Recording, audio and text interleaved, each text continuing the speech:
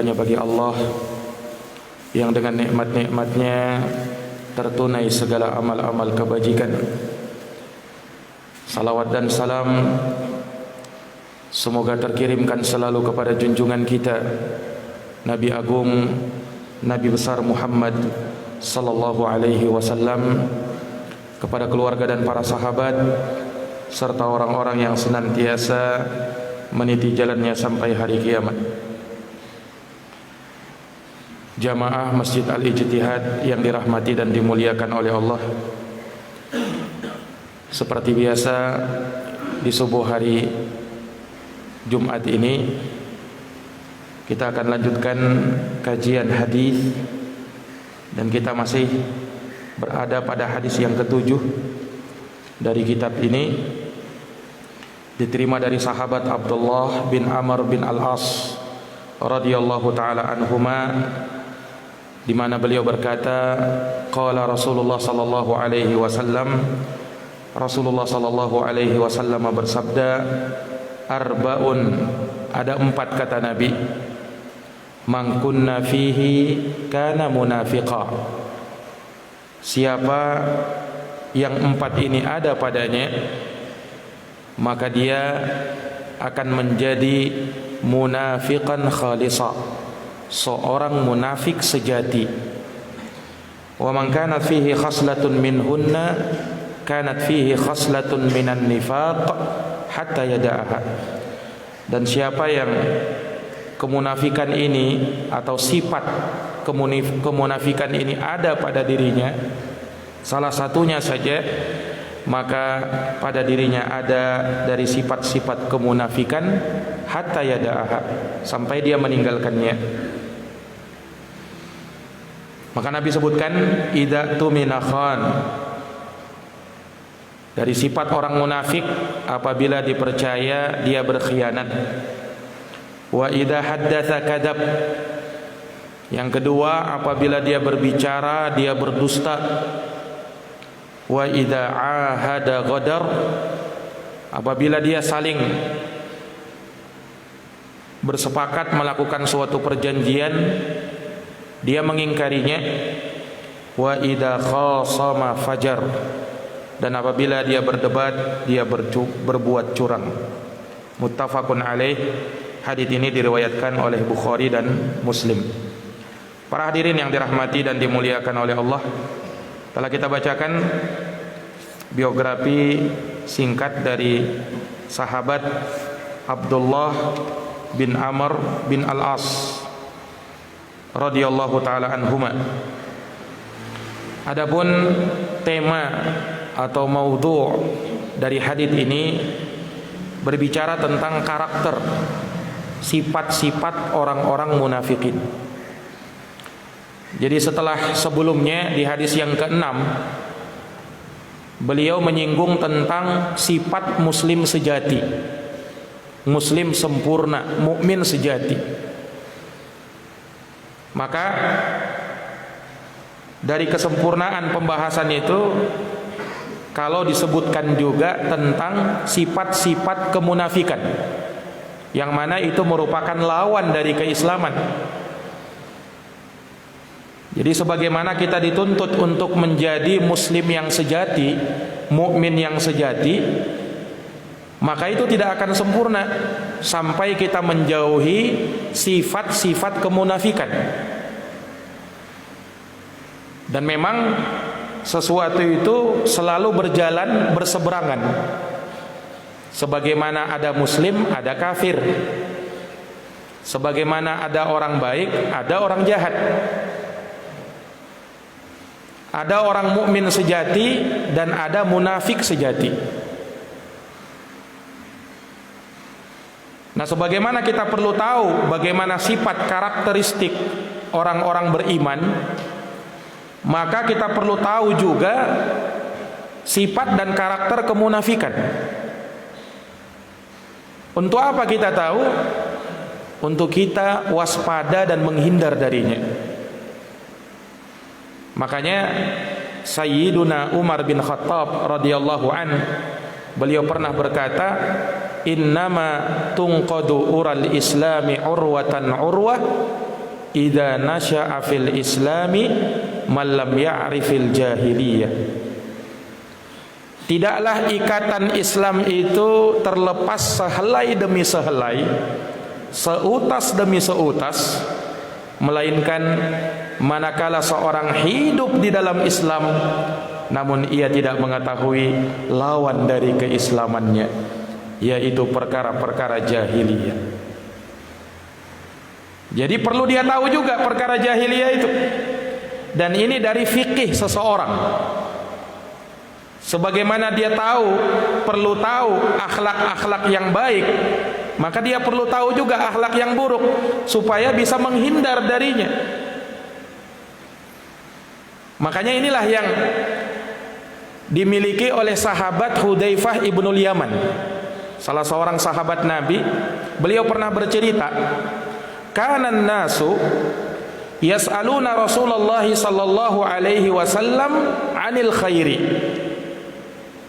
Dulu sahabat Nabi sering kali bertanya kepada Nabi tentang kebaikan, amal-amal baik yang bisa mendekatkan kepada Allah, yang bisa memasukkan ke surga.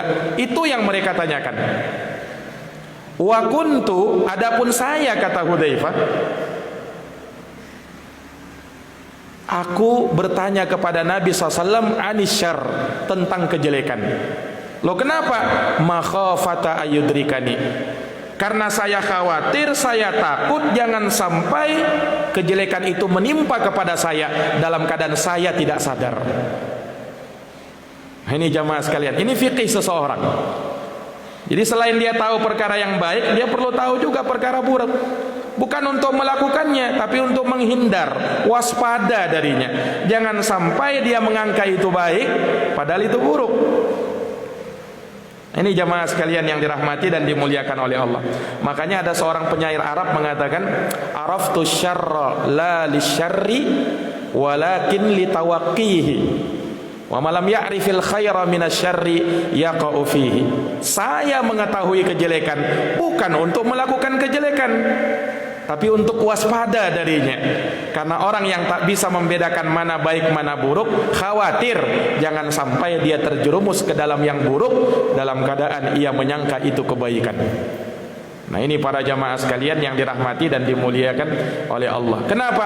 Karena yang baik dan yang buruk itu bukan dikembalikan kepada masing-masing orang, tapi yang baik dan yang buruk yang menilainya itu Allah dan Rasulnya. Kalau kita, bisa jadi kita pandang itu baik padahal buruk, bisa jadi kita pandang itu buruk padahal itu baik.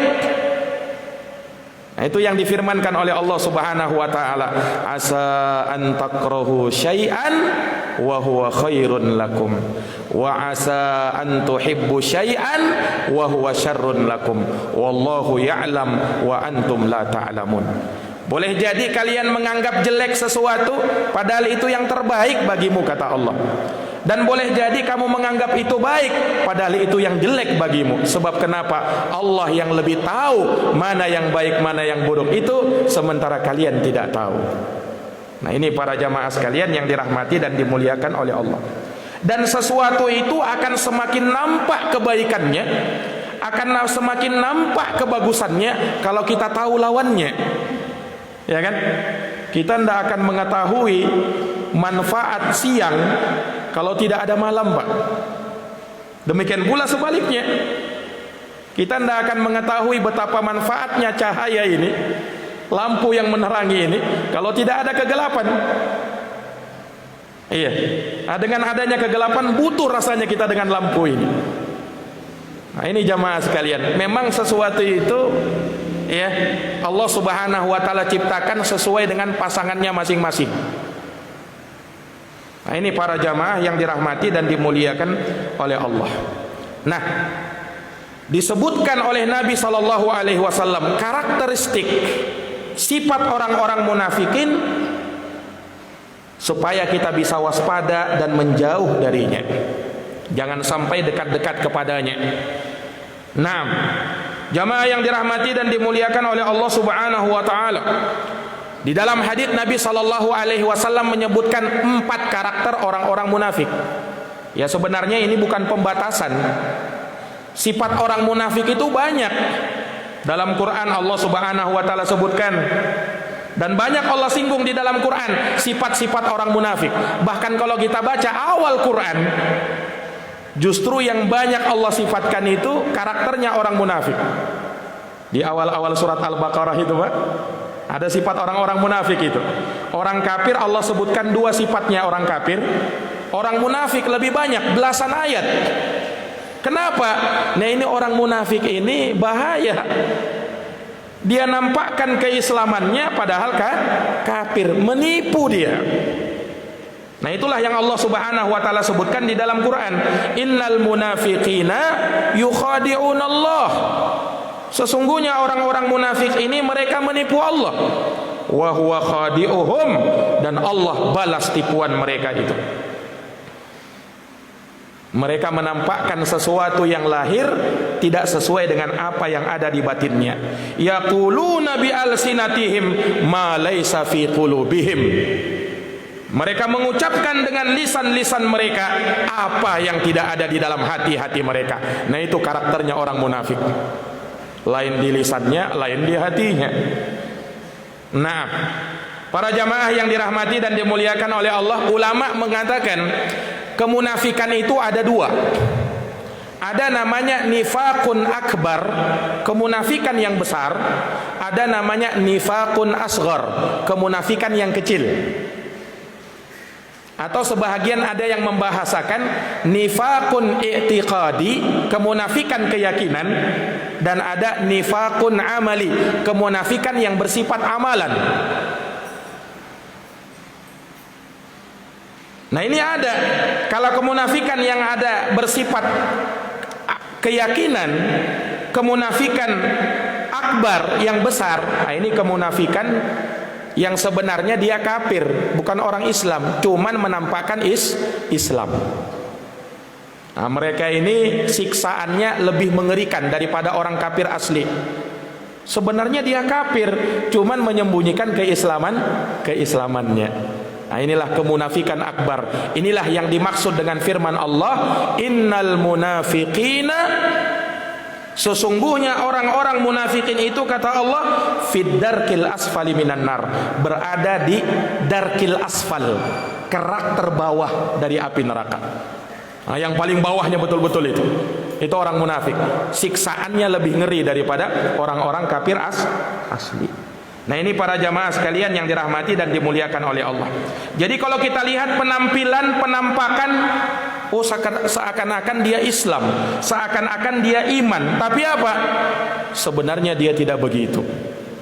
Jadi kalau dia dilihat casingnya mantap, ya bagus, tapi mesinnya berantakan di dalam. Nah, ini orang-orang munafik, Pak.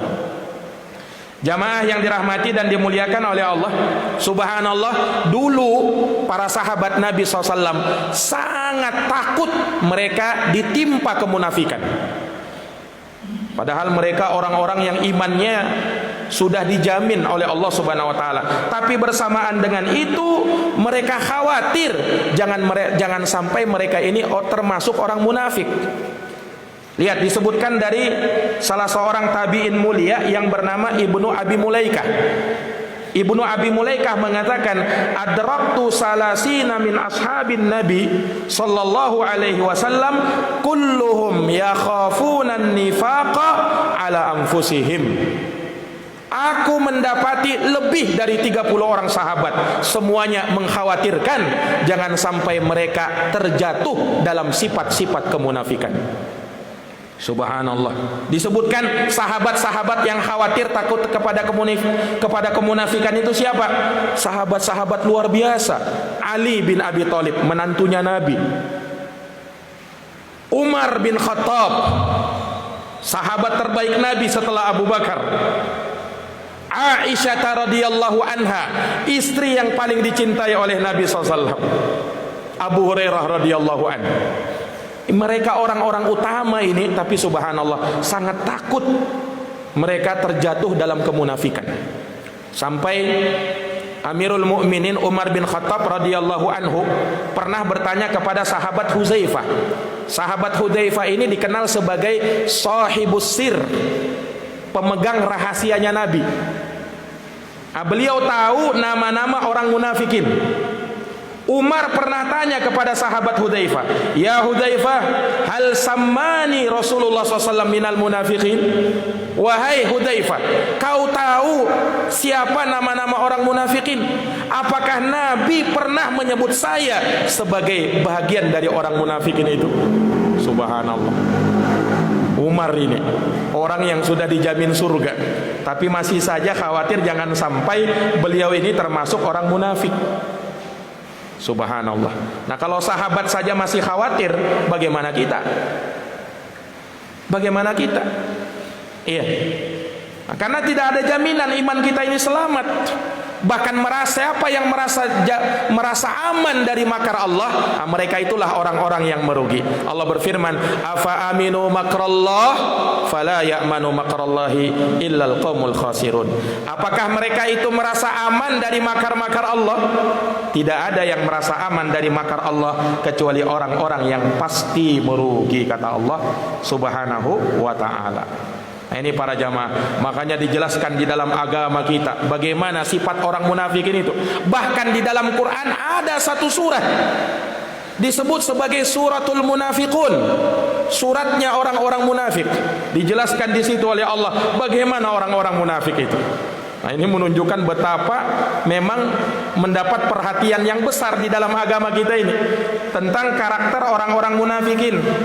Iya, tujuannya ya supaya kita bisa mawas diri darinya, waspada, jangan sampai terjerumus ke dalamnya. Para jamaah yang dirahmati dan dimuliakan oleh Allah Subhanahu wa ta'ala, jangan dikira orang munafikin itu di zaman Nabi SAW mereka itu orang-orang yang bagaimana ya. Mereka itu juga sholat di belakang Nabi, Pak. Ya karena itu tadi, casingnya, penampilannya mantap, bagus, kayak orang Islam, kayak orang beriman. Mereka juga ikut sedekah, bahkan pernah berjihad melawan Nabi, melawan orang-orang kafir. Tapi munafik. Ini para jamaah sekalian, lihat di dalam Quran. Allah Subhanahu wa ta'ala sebutkan di dalam Quran, di dalam surat An-Nisa 142. Apa kata Allah tentang orang munafikin? Setelah Allah menyebutkan mereka itu menipu Allah dan Allah balas tipu daya mereka itu, wa idza qamu ilas sholati qamu kusala. Apabila mereka berdiri untuk sholat, lihat, sholat juga rupanya qamu kusala, tapi sholat ya sholat seperti sholatnya orang-orang munafikin. Bagaimana sholatnya orang munafikin? Ya mereka malas-malas sholatnya.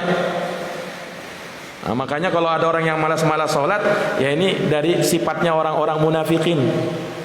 Allah katakan wa idza qamu ila sholati qamu kusala. Kalau mereka berdiri untuk sholat, maka mereka berdiri dengan sangat malasnya. Yuraunan nas, mereka ingin riya, cuman supaya dilihat sama orang. Wala yadhkurunallaha illa qalila, dan mereka tidak mengingat Allah Subhanahu wa ta'ala kecuali sedikit. Jadi orang munafikin itu sholat juga ternyata. Tapi mereka pilih-pilih sholatnya, Pak. Kalau sholat isya sama sholat subuh, tidak mau mereka sholat. Kenapa? Berat. Di samping juga kalau malam, kalau subuh, nah kalau dulu kan tidak ada penerang seperti sekarang ini. Nah, sehingga tidak kelihatan mereka. Nah, kalau tidak kelihatan ya orang munafikin kan kalau nampak aja mereka baru mau beribadah. Kalau tidak nampak tidak mau mereka beribadah. Makanya kata Nabi SAW, asqalus sholati alal munafiqin sholatul isya wa sholatus subhi. Walau ya'lamuna ma fihima la atauhuma walau habwa. Solat yang paling berat dirasakan orang munafik ada dua, yaitu solat isya dan solat subuh. Andaikan mereka tahu keutamaan solat isya dan solat subuh, niscaya mereka akan datangi itu solat subuh dan solat isya walaupun harus merangkak, karena keutamaan mengerjakan solat subuh. Nah, ini para jamaah yang dirahmati dan dimuliakan oleh Allah Subhanahu wa ta'ala. Mereka juga bahkan di masa Nabi pernah membangun masjid. Subhanallah, bangun masjid, Pak. Nah, itu yang disebutkan di dalam Quran, masjid Dirar. Bangun masjid, tapi untuk apa? Untuk membuat makar dan tipu daya di situ. Iya, Allah Subhanahu wa ta'ala sebutkan di dalam Quran, di dalam surat At-Taubah ayat 107. Allah mengatakan apa? Walladzina takhadu masjidan diraran wa kufran wa tafriqan bainal mu'minin. Dan mereka orang-orang munafik itu, mereka juga bahkan mendirikan masjid dirar. Untuk apa? Untuk memberikan kemudaratan, mara bahaya, memecah belah persatuan kaum muslimin dan menebarkan kekafiran mereka. Wa irsadan liman haraballah wa rasulah, dan menunggu-nunggu ya sampai datang orang yang mampu memerangi Allah dan Rasulnya itu. Ya. Wala yahlifunna an in aradna illal husna. Mereka berani bersumpah, kami tidak menginginkan kecuali kebaikan. Wallahu yashhadu innahum lakadzibun. Sesungguhnya Allah bersaksi mereka itu adalah orang-orang yang berdusta. Nah, ini para jamaah sekalian yang dirahmati dan dimuliakan oleh Allah Subhanahu wa taala. Nah sama ya, jangan dikira orang-orang munafik di zaman sekarang tidak ada. Ada, justru banyak orang munafikin itu menampakkan dirinya Islam, tapi apa? Sebenarnya menyembunyikan kekafiran, kemunafikan. Iya, lihat itu Islam liberal itu.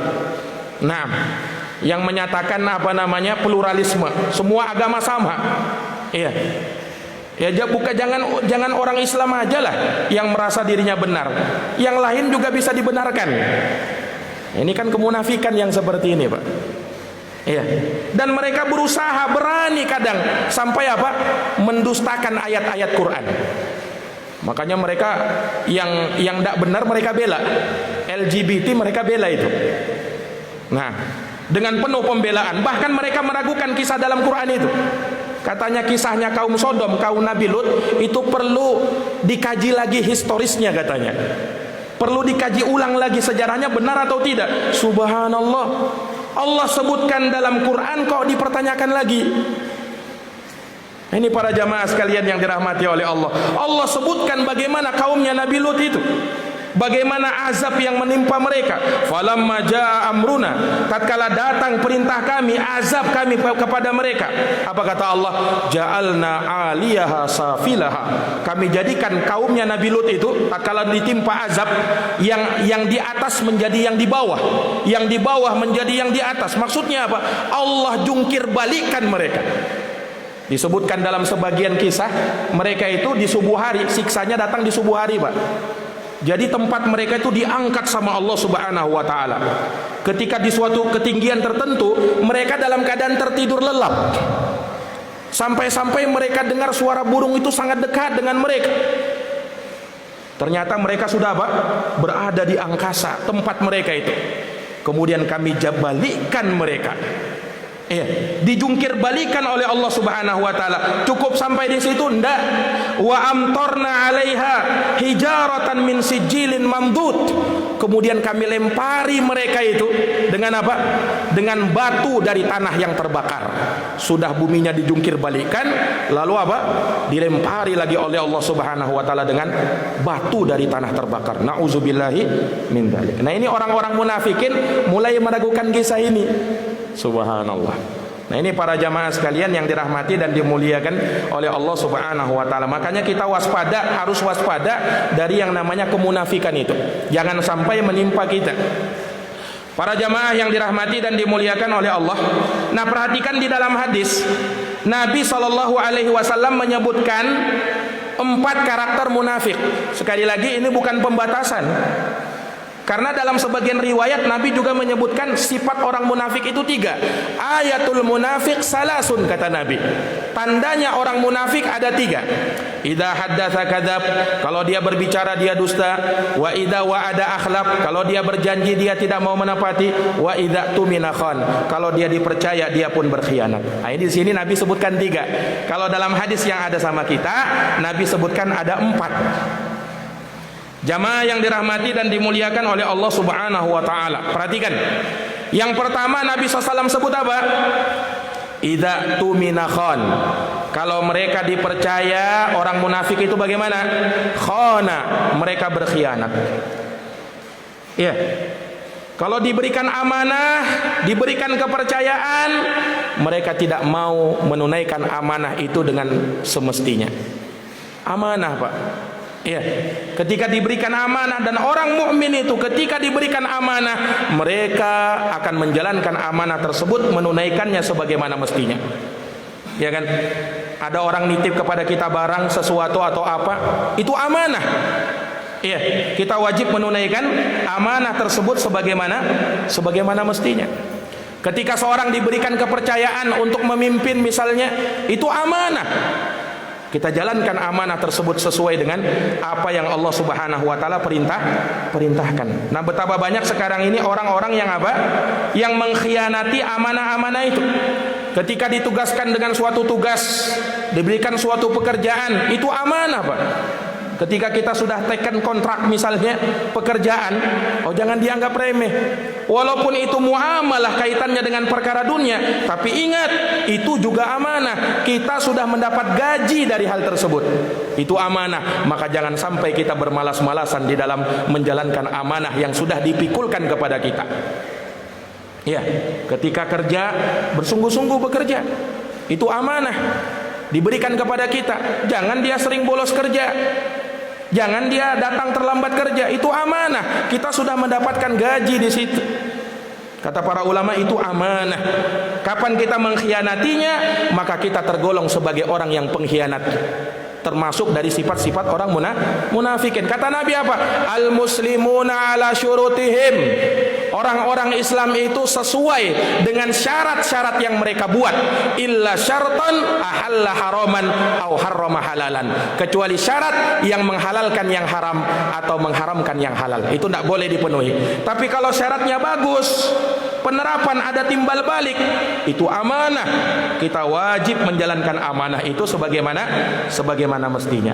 Pernah disuatukan suatu kisah, Umar bin Khattab Amirul Mukminin pernah berjalan bersama sahabat-sahabatnya. Ketika itu menjumpai ada seorang budak mengembalakan kambing milik seseorang, milik tuannya. Umar bin Khattab radhiyallahu anhu bertanya kepada budak ini, "Ya ra'il ghanam, wahai pengembala kambing, berikan kambingmu, saya mau beli." Kata pengembala kambing ini, dia tidak tahu siapa ini. Ternyata ini Umar bin Khattab Amirul Mukminin. Tapi dia tidak tahu ketika itu.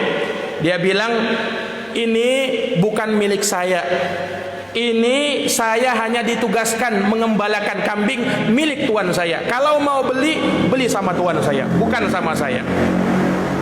Kata Umar bin Khattab, "Wahai ra'il ghanam, wahai budak, kamu kan bisa, ini kan kambing banyak sekali.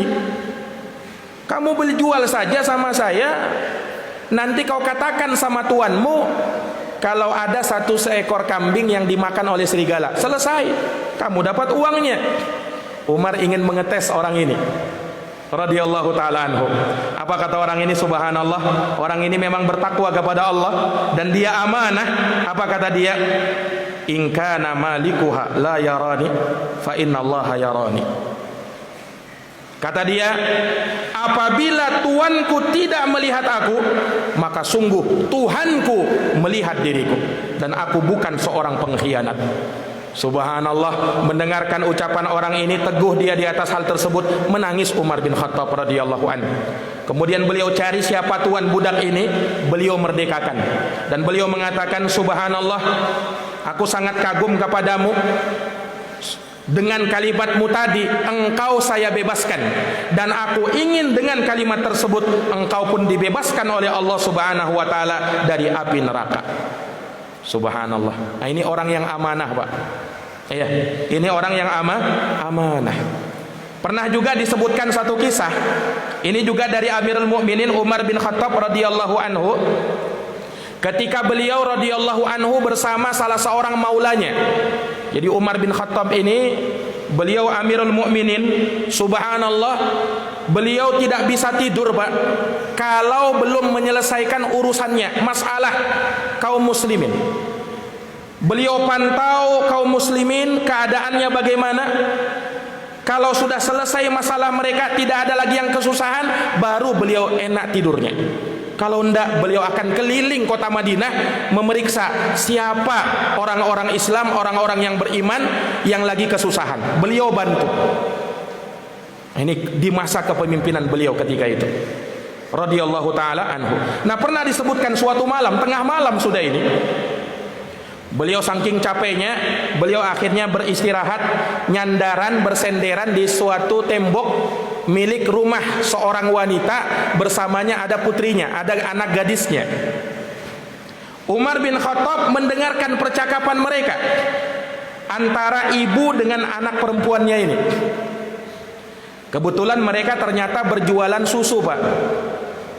Nah, ibunya berkata, "Wahai putriku, susu itu kau campurkan dengan air supaya terlihat banyak, nanti kita jual bisa dapat untung banyak." Anak gadisnya ini subhanallah orang yang solehah. Dia berkata, "Wahai ibuku, Amirul Mukminin Umar bin Khattab melarang kita melakukan ini. Dia sudah mengingatkan kita para pedagang susu, jangan kau campurkan susu itu dengan apa? Dengan air. Itu curang, itu tidak boleh."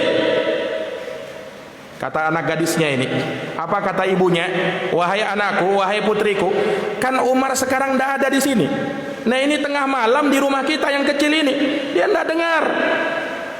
Padahal Umar bin Khattab sudah berada di samping rumahnya, mendengarkan percakapan mereka. Tapi mereka tidak tahu ketika itu. Lihat bagaimana anak gadisnya ini. Lihat seorang anak, ya, orang tuanya begitu, tapi dia tetap tegar. Dia bilang apa? "Wahai ibuku, walaupun Amirul Mukminin Umar bin Khattab tidak melihat perbuatan kita, tapi Allah pencipta kita melihat perbuatan kita. Aku tidak ingin berkhianat terhadap beliau Umar bin Khattab pada saat aku tidak dilihatnya, sementara pada saat kita dilihatnya, kita seakan-akan taat kepada dan patuh kepada dirinya." Mendengarkan ucapan anak gadis tersebut, subhanallah, Umar bin Khattab radhiyallahu anhu langsung apa? Terkagum-kagum dengannya. Nah, langsung beliau katakan kepada maulanya, "Tandai ini rumah, tandai ini rumah." Keesokan harinya beliau datang kepada putra-putranya, Abdullah, Abdurrahman, Asim. Beliau langsung tawarkan, siapa di antara kalian yang mau menikah? Ada seorang gadis luar biasa kesolihannya. Kalau seandainya bapakmu ini masih kuat, niscaya saya yang duluan, kata Umar bin Khattab.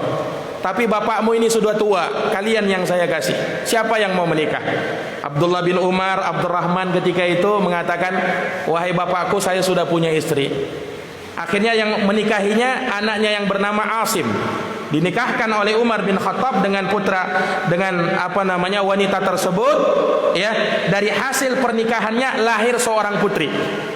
Putrinya Asim menikah dengan seorang laki-laki yang soleh, yang darinya lahir seorang yang bernama Umar bin Abdul Aziz, seorang Amirul Mukminin yang rasyid.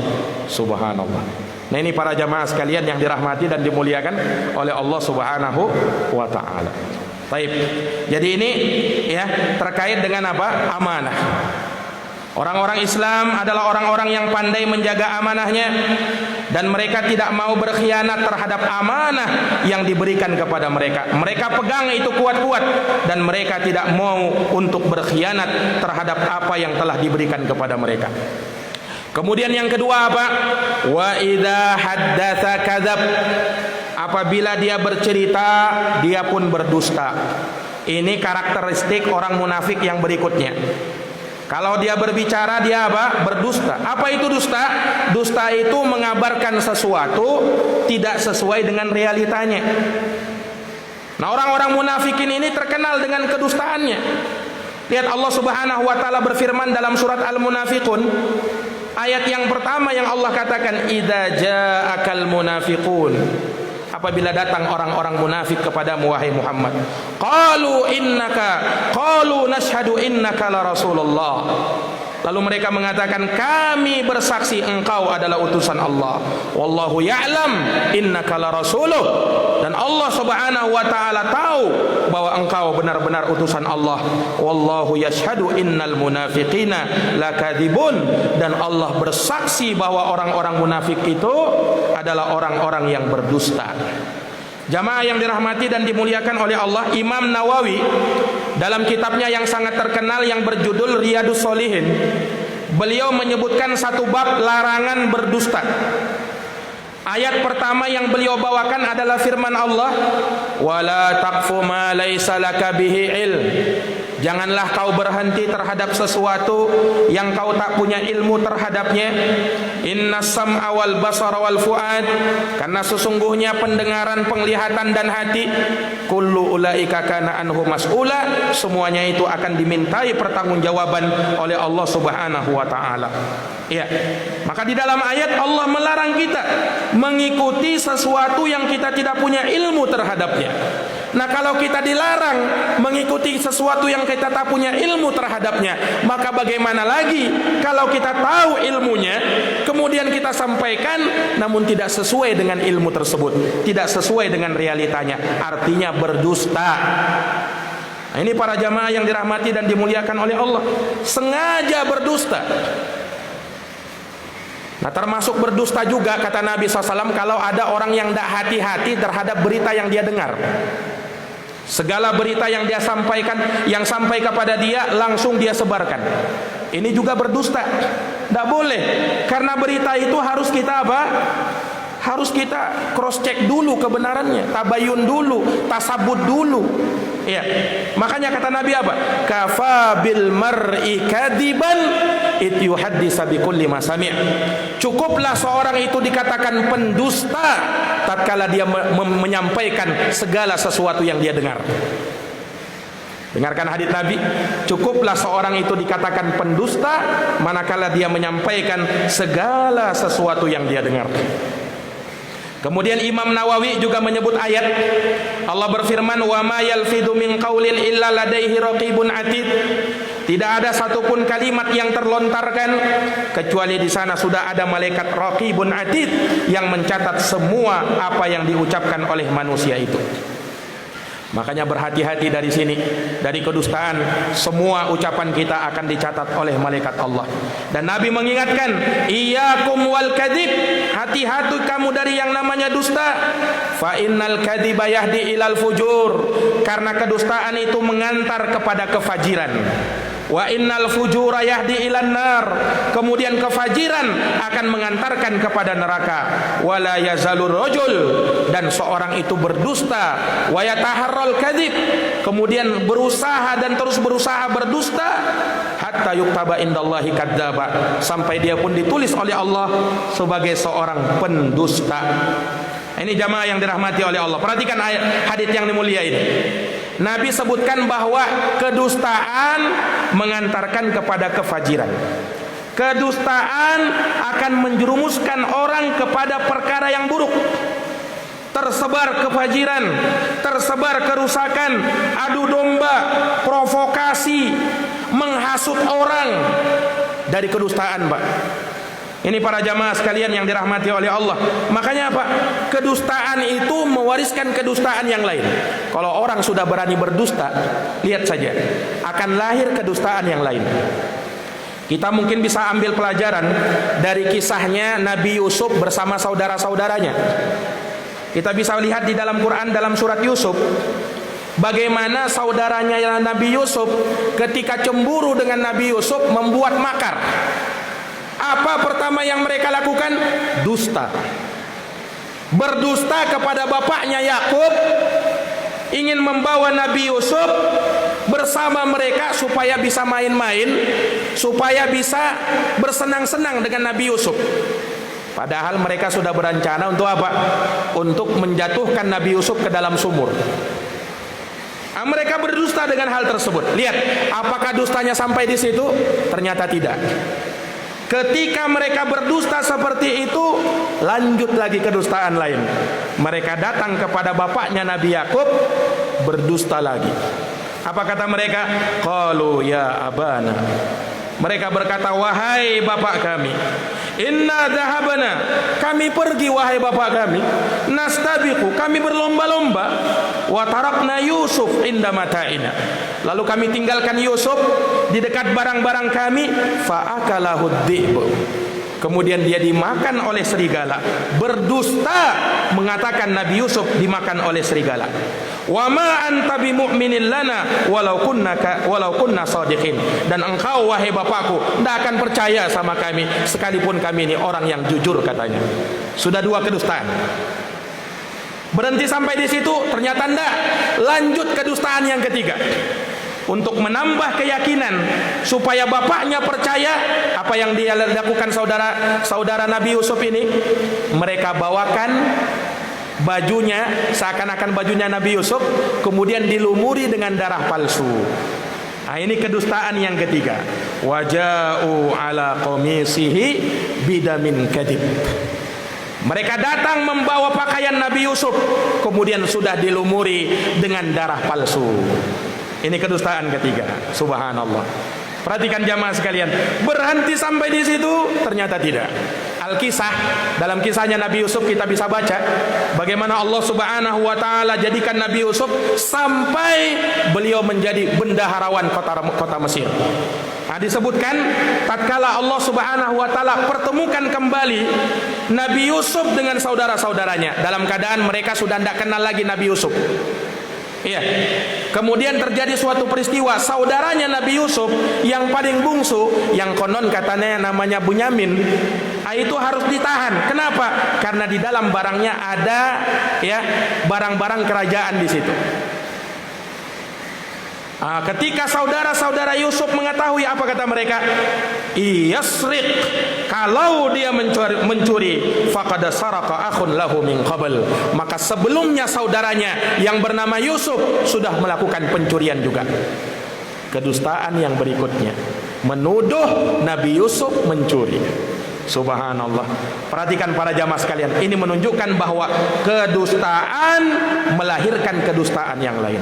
Makanya jangan sekali-kali kita berdusta, karena kedustaan akan melahirkan kefajiran.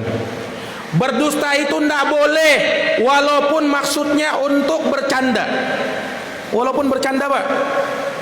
Ingin menyabarkan kisah-kisah, tapi kisahnya dusta, bohong. Supaya apa? Supaya orang tertawa, supaya suasana ramai. Ini tidak boleh. Nabi mengancam dalam hadis riwayat Imam Tirmizi. Kata Nabi apa? Wailun lilladzi yuhaddits fayakdzib liyudhika bihil qaum wailun lahu summa wailun lah. Celaka binasa seseorang yang dia bercerita lantas dia berdusta. Untuk apa? Untuk meramaikan suasana. Nah, ini kadang ada orang seperti ini, bercerita dusta supaya apa? Ramai suasana. Tidak peduli dia ceritanya itu benar atau tidak. Nabi sudah larang. Yuhaddis fayakdzib, dia bercerita lantas dia berdusta. Liyudhika bihil qaum, supaya meramaikan suasana, orang tertawa. Nah, ini hati-hati. Jangan sampai kita menyampaikan cerita, kisah, sementara kisahnya tidak benar. Dusta kita. Tak boleh, Pak. Nah, makanya ketika kita menceritakan anak-anak kita cerita-cerita, jangan diceritakan majalah-majalah bobo dulu, ya kan? Cerita-cerita dusta. Ceritakan cerita para nabi dan para rasul. Kita banyak kisah-kisah. Itu yang lebih bermanfaat bagi mereka. Ceritanya real, kejadian nyata, bukan yang fiktif. Nah, ini para jamaah sekalian yang dirahmati oleh Allah. Sebab kalau kita melakukan yang demikian, maka kita telah berdusta. Dan ingat, kedustaan akan terus mendatangkan kebimbangan di dalam hati. Tidak akan tenang itu orang yang berdusta itu. Apa kata Nabi SAW? Da'ma yaribuka ila ma la yaribuk. Tinggalkan yang meragukanmu kepada apa yang tidak meragukanmu. Fa inna sidqa tuma'ninah wal kadhibu raibah. Karena jujur mewariskan ketenangan, sementara dusta mewariskan kebimbangan. Makanya orang yang dusta tidak tenang hidupnya. Tidak akan merasakan ketenangan di dalam hidup. Kenapa? Dusta. Dusta itu tidak akan melahirkan kecuali keburukan. Dan ingat, tatkala kita besar dosanya, tidak boleh berdusta atas nama orang, apalagi berdusta atas nama Allah dan Rasulnya. Ada ndak Ustaz orang yang berdusta atas nama Allah dan Rasulnya? Ada. Allah sebutkan dalam Quran lagi. faman adlamu mimman kadzaba 'alallahi wa kadzdzaba bis-sidq ija'ah. Siapakah yang lebih zalim, kata Allah, dari orang yang mendustakan, berdusta atas nama Allah, mendustakan kebenaran tatkala kebenaran itu datang kepadanya. Alaysa fi jahannama maswal lil kafirin? Bukankah di dalam neraka jahanam ada tempat tinggal bagi orang-orang kafir? Kata Allah Subhanahu wa taala, ya. Nah, ini berdusta atas nama Allah, berdusta atas nama Nabi. Nah, ini juga haram hukumnya. Bagaimana berdusta atas nama Nabi? Berdusta atas nama Nabi, menyampaikan hadis-hadis padahal hadisnya tidak bersumber dari Nabi. Hati-hati Pak, dalam hadis mutawatir, hadisnya mutawatir, berada pada tingkat derajat sahih yang paling tinggi. Apa kata Nabi? Man kadzaba alayya, barang siapa yang berdusta atas namaku muta'ammidan, dengan sengaja, falyatabawwa maq'adahu minan nar, silahkan mengambil tempat duduk di dalam api neraka.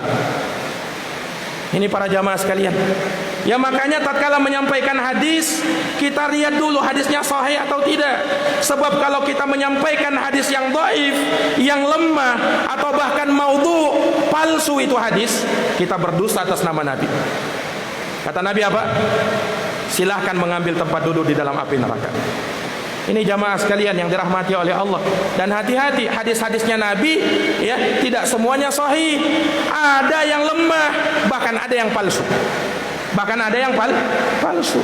Nah, walaupun mungkin dia tidak membuat hadis tersebut, tapi kalau dia ikut menyebarkannya, ikut menyampaikannya, maka dia juga bisa mengambil saham di dalam dosa menyebarkan kedustaan.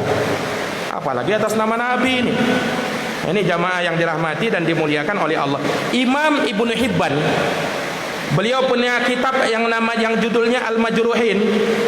Beliau membuat satu bab ketika menyebutkan hadis ini.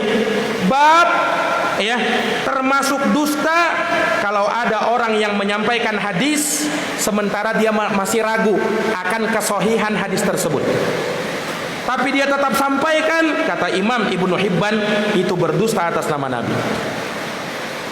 Ini para jamaah yang dirahmati dan dimuliakan oleh Allah. Ini kata Ibnu Hibban ya, Al-Imam Ibnu Hibban Al-Busti rahimahullahu taala. Ya, beliau punya kitab sahih yang judulnya Sahih Ibnu Hibban.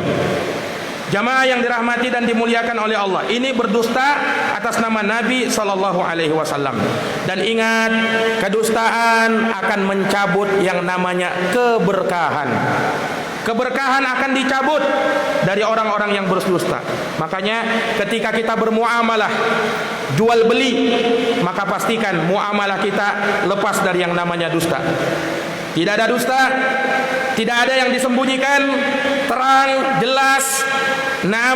Maka disitulah yang akan mendatangkan keberkahan.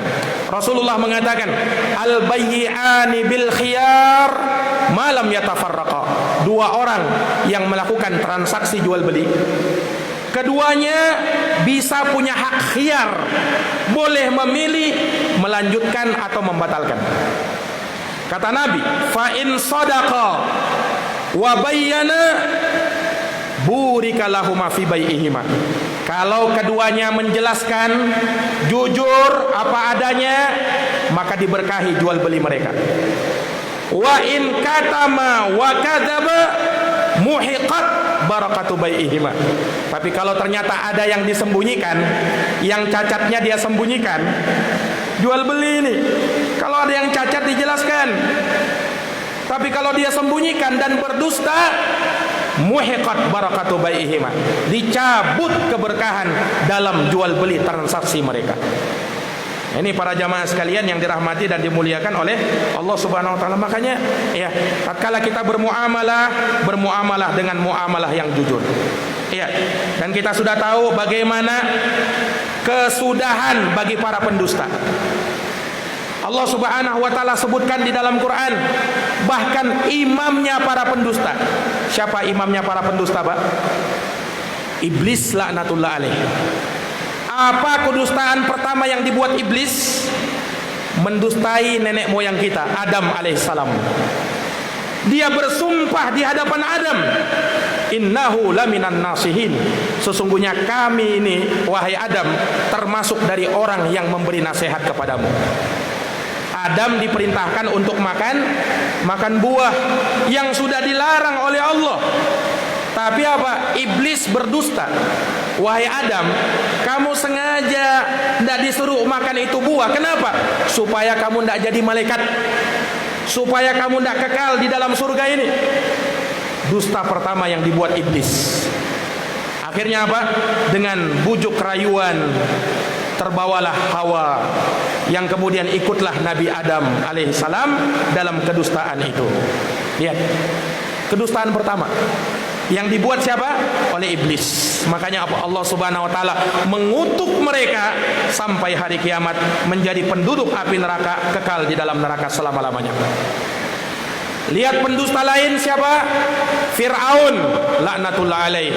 Berdusta mengatakan apa? Ana rabbukumul a'la. Saya Tuhan kalian yang paling tinggi. Bahkan dia mengatakan apa? Wa qala Fir'aun, dan berkata Fir'aun, ya ayyuhal mala, wahai para pemuka-pemukaku, ma alimtu lakum, aku tak tahu ada bagi kalian min ilahin ghairi, ada sesembahan lain selain diriku, kata Fir'aun. Jamaah yang dirahmati oleh Allah, ini Fir'aun. Akhirnya apa? Allah binasakan Fir'aun sebelum kebinasaan di akhirat. Allah Subhanahu wa taala tenggelamkan dia di Laut Merah, disiksa dengan siksaan yang nyata. Na'udzubillahi min dzalik. Demikian pula orang yang mengklaim Allah Subhanahu wa taala punya anak. Katanya Allah punya anak. Itu kalimat yang paling dusta yang keluar dari mulut orang-orang kafir. Kaburat kalimatan takhruju min afwahim iyaquluna illa kadiba. Sungguh amat buruk apa yang keluar dari lisan-lisan mereka, kata Allah. Mereka tidak mengucapkan melainkan kedustaan. Ini jamaah sekalian yang dirahmati oleh Allah. Dan Nabi juga mengabarkan sebelum nanti tiba kiamat akan datang yub'atu salasuna kadzabuna dajjalun. Ada 30 pendusta dajjal. Kulluhum yad'umu annahu nabi, yang mana semua dari mereka mengklaim dirinya sebagai nabi. Wa ana khatamun nabiyyin, sementara saya penutup para nabi. La nabiyya ba'di, tidak ada lagi nabi setelah saya. Nah, itu para dajjal pendusta. Sebelum muncul ya yang paling besarnya dari dajjal yang muncul sebagai pertanda kiamat, dajjal besar yang matanya picak sebelah. Nah, itulah yang membuat fitnah di akhir zaman. Para jamaah yang dirahmati dan dimuliakan oleh Allah, ini dari sifat kemunafikan, dan masih banyak lagi dari sifat-sifat kemunafikan. Dua yang baru kita singgung pada pertemuan subuh hari ini, semoga bermanfaat. Dan kita akan singgung sifat kemunafikan yang lain di pertemuan-pertemuan yang lainnya. Dan dengan harapan tentu saja semoga dengan hal ini kita bisa mengetahui karakter mereka, dan tentunya kita akan waspada dan menjauhi sifat-sifat tersebut. Jangan sampai sifat itu ada pada diri kita. Para jamaah yang dirahmati dan dimuliakan oleh Allah, semoga memberikan tambahan ilmu bagi kita, dan semoga kita bisa amalkan dalam kehidupan keseharian kita, dan semoga Allah Subhanahu wa taala senantiasa memberi taufik dan hidayah kepada kita semuanya untuk mengikuti kebenaran dan mengamalkan kebenaran manakala datang sampai kepada kita. Hadanallahu wa iyyakum ajma'in. Lebih dan kurangnya mohon dimaafkan. Kita akhiri dengan doa kafaratul majlis. Subhanakallahumma wa bihamdika asyhadu an la ilaha illa anta astaghfiruka wa atubu ilaik. Walhamdulillahirabbil alamin. Assalamualaikum warahmatullahi wabarakatuh.